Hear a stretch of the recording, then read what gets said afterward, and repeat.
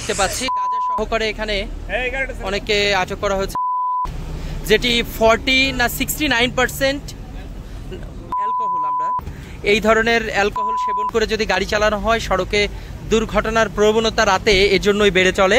আমরা দেখেছি যে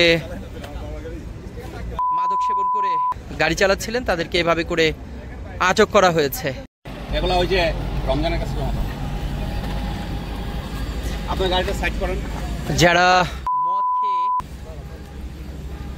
ড্রাইভিং করছেন, গাড়ি চালাচ্ছেন, তাদেরকে আমরা দেখেছি বাংলাদেশ সেনাবাহিনী আটক করেছে এবং পাশাপাশি এখানে একমাত্র স্মার্ট সিটি বসুন্ধরা, আধুনিকতায় এক ধাপ এগিয়ে।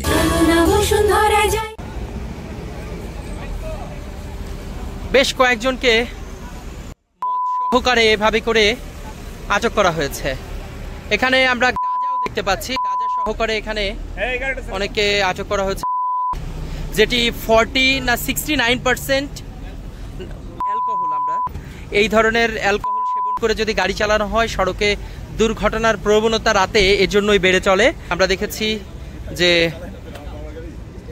মাদক সেবন করে গাড়ি চালাচ্ছিলেন, তাদেরকে এভাবে করে আটক করা হয়েছে। এই মধ্যরাতে বাংলাদেশ সেনাবাহিনীর এই তল্লাশিতে অধিকাংশই আমরা দেখেছি মদ্যপান করে এবং গাঁজা সেবন করে গাড়ি চালাচ্ছিলেন এবং তাদেরকে এভাবে করে আটক করে রেখেছে এবং আইনানুগ যে ব্যবস্থা সেটি গ্রহণ করবেন। কালের কণ্ঠ থেকে এতক্ষণ আপনাদের সাথে যুক্ত ছিলাম আমি ইখলাস রহমান। আমাদের সঙ্গে থাকার জন্য সবাইকে ধন্যবাদ।